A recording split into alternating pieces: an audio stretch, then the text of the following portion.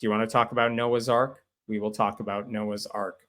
This may be the most insane story. Last week, I mentioned that there was this federal judge who cited Adam in the Garden of Eden and God talking to him, and he called that a historical story that he wanted to bring up in his ruling.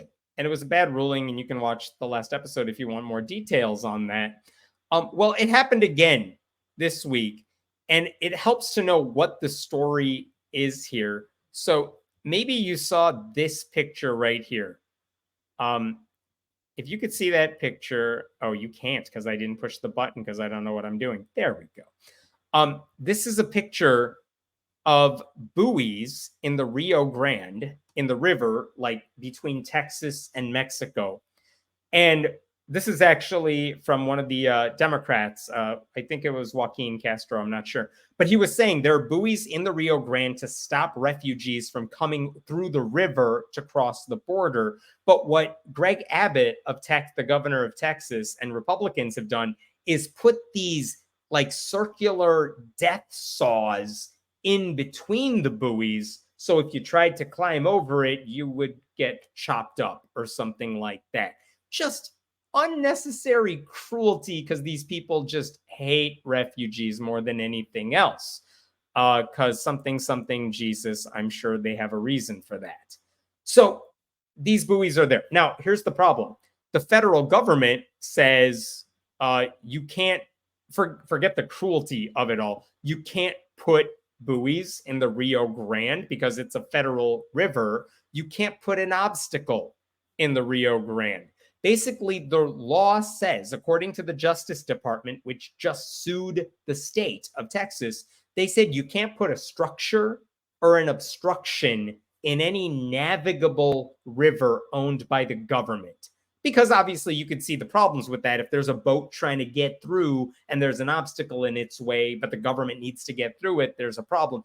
So the government says, Texas, you can't put the buoys there, much less buoys that are meant to murder people.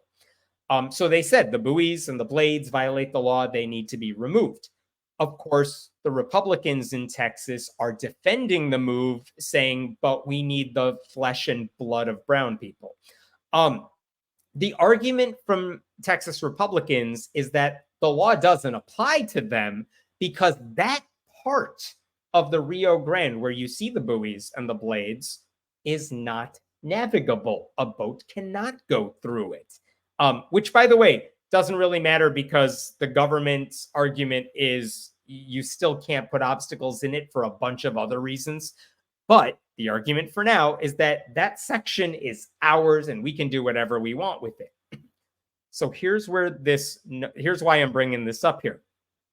This week, a bunch of Republican lawmakers from the Texas Public Policy Foundation, they filed an amicus brief basically saying, we're not involved in this case, but we have a stake in it. And we want to tell the judge why we think Texas is right to have the buoys and the death blades. And I'm going to show you a portion of their lawsuit right here. Here you go. Check this out. I know it's a lot of legalese here, but you could see this.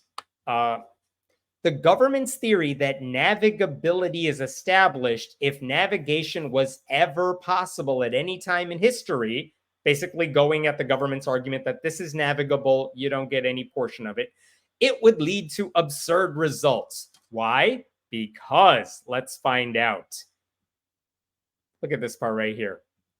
Indeed, if one takes the book of Genesis literally,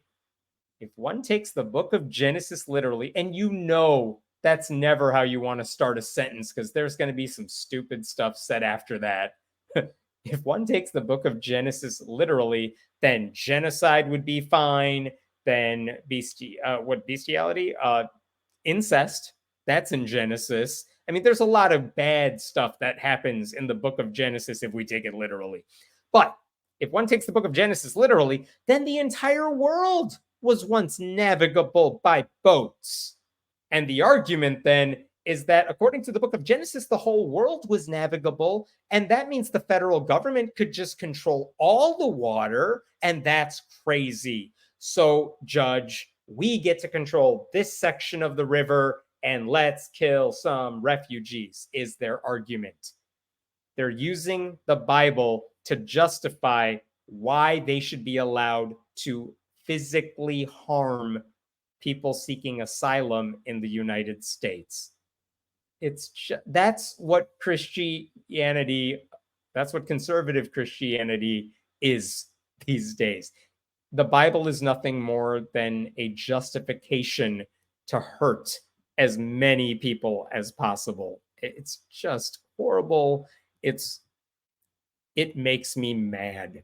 I should say Mark Joseph Stern, who is a really good legal writer at Slate, he pointed out this resort to young earth creationism should tip off the reader that Texas has no plausible argument in this case, which is accurate.